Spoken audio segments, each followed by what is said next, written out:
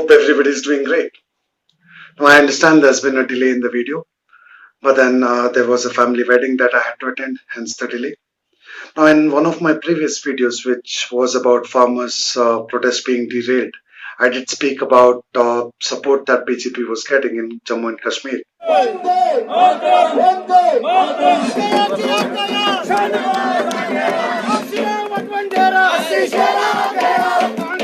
भारत माता की भारत माता की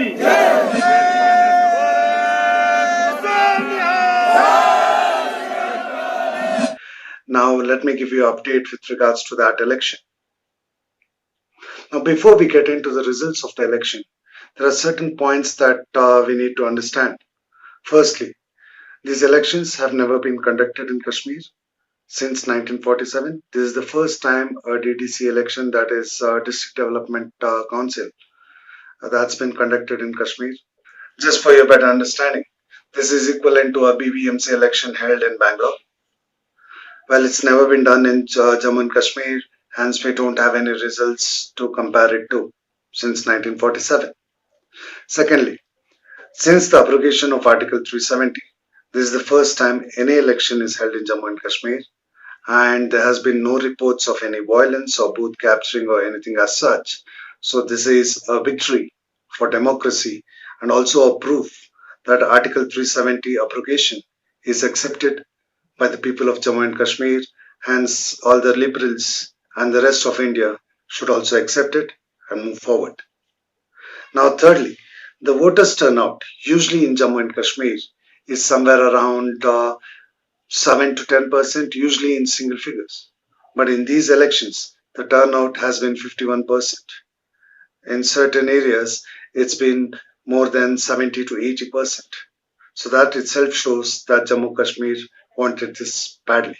The Gupta gang, which is an alliance of 7 different parties, were talking about boycotting the elections.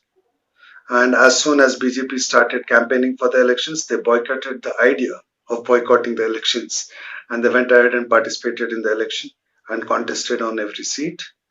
So that itself is a proof of victory for democracy. Now you might be thinking that I'm giving these justifications because I support BJP and I'm trying to cover up for their dismal performance in Jammu and Kashmir. So रुको जरा, सबर करो. Let me clarify. I just support the thought of one India, and that's all I believe in, and I don't support any particular party. Now let's get to the results. The alliance, the Gupkar Gang Alliance, which was an alliance of 7 different parties who used to contest all the elections separately, have gone ahead and won 112 seats. Now this might have been different if they would have fought the election separately.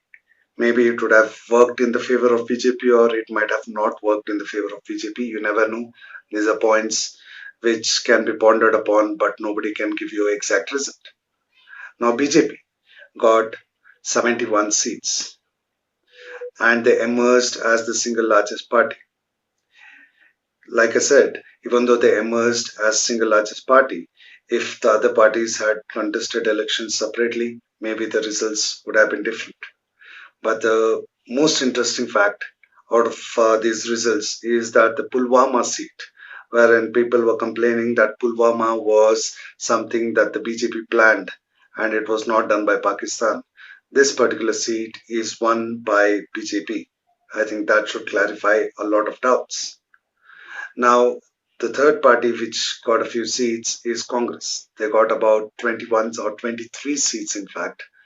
But after the debacle of Bihar, I don't think any party would want to have an alliance with Congress, and that dismal performance continues. Now, the interesting fact about these elections is that independent seats that are won in these elections is about 53. Now, a few of these independent candidates were supported by BJP. Now, this might act as a game changer when it comes to selecting their leaders. Before I let you go, let me point out something. As soon as the abrogation of Article 370 happened, everybody in India spoke about you can go ahead and buy a property in Kashmir, which was previously not possible. Now, that was the biggest change everybody was talking about. But honestly speaking, How many would do that? Out of 130 crores, not even 1 lakh, I guess. But having said that, was that the biggest change? Let me tell you the actual effect. Now, Kashmir had dual citizenship. What do I mean by that? Well, anybody who was a Kashmiri had a citizenship in Kashmir, as well as that automatically gave them a citizenship of India as well. So if a Pakistani or a Bangladeshi, anybody who comes over to Kashmir, gets married to a Kashmiri, automatically got Kashmiri citizenship. What would that mean is that he automatically got Indian citizenship as well. But because of the abrogation of Article 370, now it's one country and one citizenship. So there is no dual citizenship of Kashmiri and Indian. It's just Indian citizenship. Just imagine the impact of this. Secondly, all the farmers could not sell their apples directly to India. They had to sell it to someone in Kashmir and they would sell it back to India. So the maximum price they would get on their apples was somewhere around 15 to 20 rupees per kilo. Now you can have a check as to what's the price for Kashmiri apple in your city. It's not less than 100, 150. Now, since the abrogation, the farmers can directly sell it to the country, that is India, because they belong to India, and the maximum price they can get is somewhere around 45 to 50. Please bear a thought on this and think whether abrogation of Article 370 was right or wrong, and then go ahead and support whatever you want to. Hope to see you guys in the next video. Ciao till then.